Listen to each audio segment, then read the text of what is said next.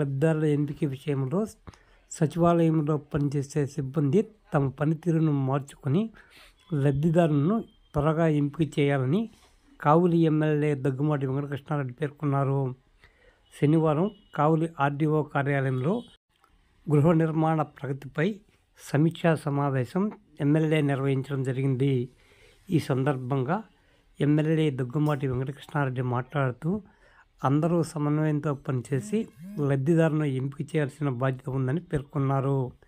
నిర్లక్ష్యాన్ని వీడి లబ్ధిదారుల ఎంపికే లక్ష్యంగా పనిచేయాలని సూచించారు. లబ్ధిదారుల ఎంపిక కోసం కావలసిన డాక్యుమెంట్లను కూడా సంబంధిత సిబ్బంది ఏర్పాటు చేయాలని ఈ సందర్భంగా ఎమ్మెల్యే పేర్కొన్నారు.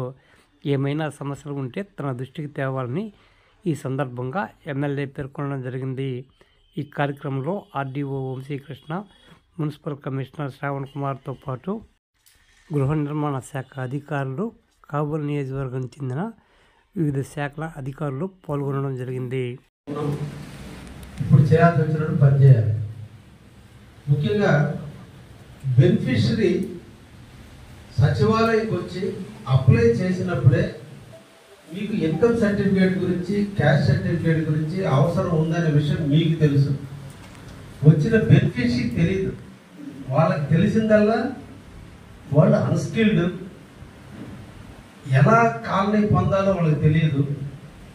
వాళ్ళు రా మెటీరియల్, వాళ్ళకి ఏమి తెలియకుండా సచివాలయంకి వచ్చినప్పుడు మొట్టమొదటి డిజిటల్ అసిస్టెంట్ కావచ్చు, లేదా హౌసింగ్ సంబంధించినటువంటి ఎవరైతే కాలనీలు ఎన్రోల్మెంట్ చేసుకుంటున్నారో వాళ్ళకి మోటివేట్ చేస్తే ఎట్ ఏ టైం క్యాస్ట్కి సంబంధించిన అప్లికేషను, ఇన్కమ్కి సంబంధించిన అప్లికేషను అక్కడే ఫిలప్ చేసుకోవాల్సిన బాధ్యత సచివాలయ ఎంప్లాయీస్ మీద ఉంది.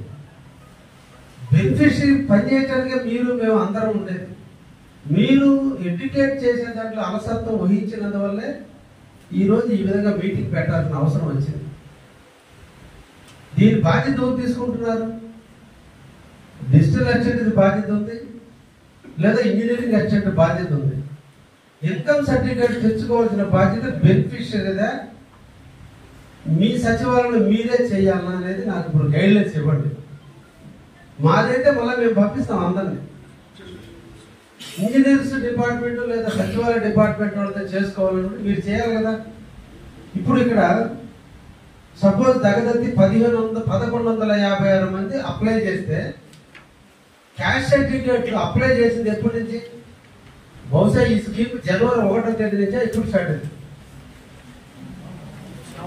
నవంబర్ నుంచి స్టార్ట్ అయింది. అంటే ఇప్పుడు నవంబర్ పోయింది, ఇప్పుడు 3 నెలలు పూర్తయి 4వ నెల పూర్తి కాబోతుంది. అంటే 1156 అప్లికేషన్ యాజ్ ఆన్ టుడే అంటే 4 నెలల మీద నెలకి 300 అప్లికేషన్లు కూడా రాలా. అంటే రోజుకి 30 అప్లికేషన్లు కూడా రాలా, 10 అప్లికేషన్లు కూడా రాలా. దాన్ని ఎంతసేపు ఎన్రోల్ చేస్తారు మీరు? ఎంత డ్యూటీలు వేస్తారు? ఎన్ఆర్ చేసే వర్క్లు మొత్తం కూడా జనవరి, ఫిబ్రవరి, డిసెంబర్లో మేము సిమెంట్ రోడ్లు ఇచ్చింది. అది ఎంత వర్క్ ఉంది? ఎందుకు మీరు క్యాష్ సర్టిఫికేట్, ఇన్కమ్ సర్టిఫికేట్లు కస్టమర్ల పేర్ల మీద అంటే హౌసింగ్ బెనిఫిషరీ మీద పెట్టి ఎందుకు ఎన్రోల్ చేయటం లేదు?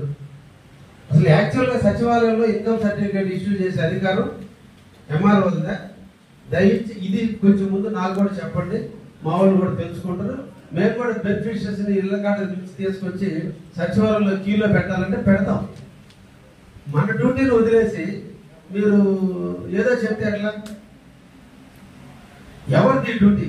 ఈ రోజుకి కావలి మండలంలో 1519 అప్లికేషన్లు వస్తే ఇప్పటికీ కాలనీ కోసం రిజిస్టర్ చేసింది ఓన్లీ 16 మంది మాత్రమే. ఇది బెనిఫిషియల్ లోపమా, మన లోపమా? దయచేసి మీరు అందరూ ఆలోచించాలి. బెనిఫిషరీ వన్ టైం అప్లికేషన్ పెట్టుకుంటే సచివాలయానికి వచ్చి క్యాష్ సర్టిఫికేట్ రైజ్ చేయాల్సింది మీరే, ఇన్కమ్ సర్టిఫికేట్ రైజ్ చేయాల్సింది మీరే, పొజిషన్ సర్టిఫికేట్ రైజ్ చేయాల్సింది మీరే. ఈ 3 కంప్లీట్ అయిన తర్వాత కాలనీ కోసం అప్లై చేయాల్సింది కూడా మీరే. ఇవన్నీ ఆన్లైన్లో అప్లై చేసే విధానాలు. ఈరోజు కావలి మండలంలో 16 మందికి మాత్రమే కాలనీలు మంజూరైనట్టు లిస్ట్ ఇచ్చారు. అవుట్ ఆఫ్ 1519 మందికి గాను 16 మందికి కాలనీలు ఇస్తే ఇంకెప్పుడు ఇస్తారు? ఈ లోపల లాకింగ్ పీరియడ్ అనౌన్స్ చేస్తే ఏం చేయాలి బెనిఫిషరీస్? ఆ రోజు సచివాలయం మీద పడతారు. డిజిటల్ అసిస్టెంట్లు ఉన్నారు, ఇంజనీరింగ్ వ్యవస్థ ఉంది, హౌసింగ్ కూడా మీకు కోఆర్డినేట్ చేస్తున్నారు. భూగోళం చూస్తే 1384 అప్లికేషన్లు వస్తే దాంట్లో 1384 అప్లికేషన్లకి 482 మందికి మాత్రమే ఇప్పటికి ప్రొఫెషనల్ సర్టిఫికేట్లు ఇచ్చారు. ఇంకా రిమైనింగ్ 902 మందికి ఇవ్వాలి.